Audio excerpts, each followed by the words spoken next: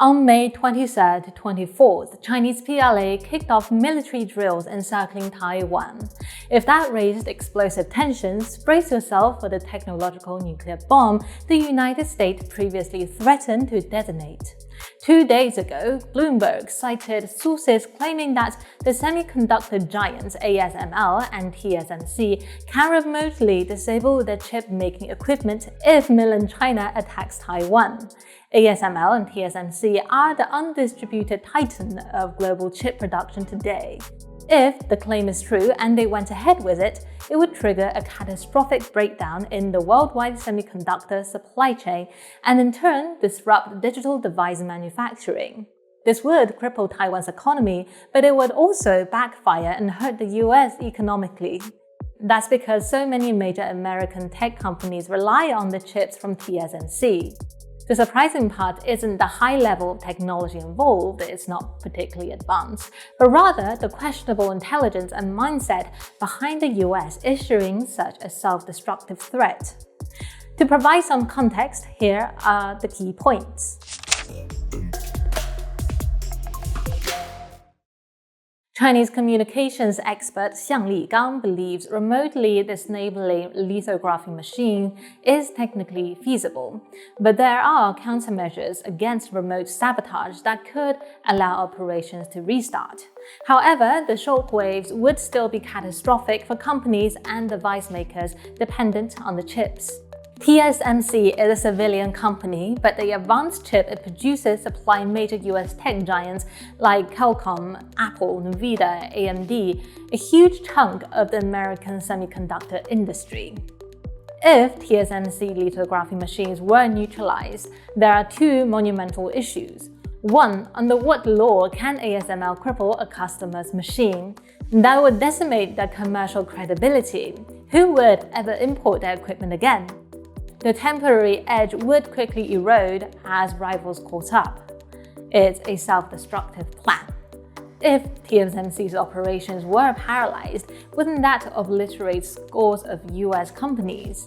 Wouldn't the entire American chip industry supply collapse?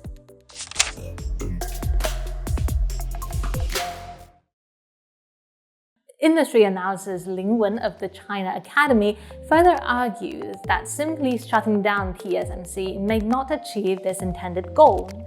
The crucial parts of EUVs can be reused even after being shut down.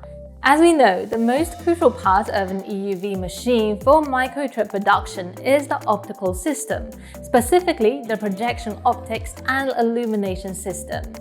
These components play a vital role in directing and focusing the extreme ultraviolet light onto the silicon wafer, allowing the creation of intricate patterns that defines the functionality of each microchip.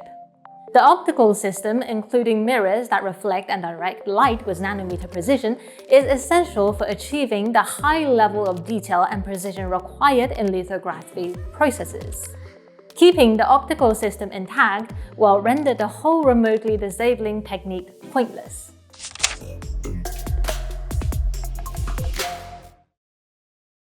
Lin Wen also put forward another possible scenario.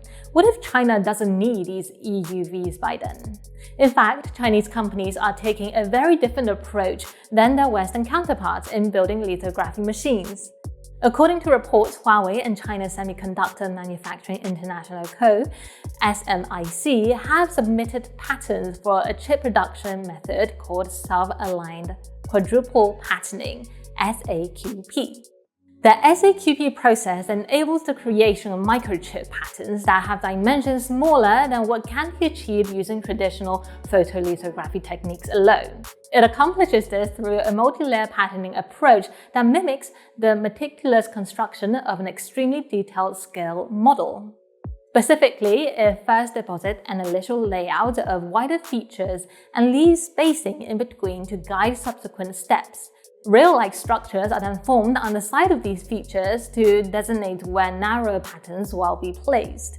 Then the initial features are removed, leaving only the rail structures behind, upon which a thin layer of material is deposited to start forming mini-scaled features between the rails.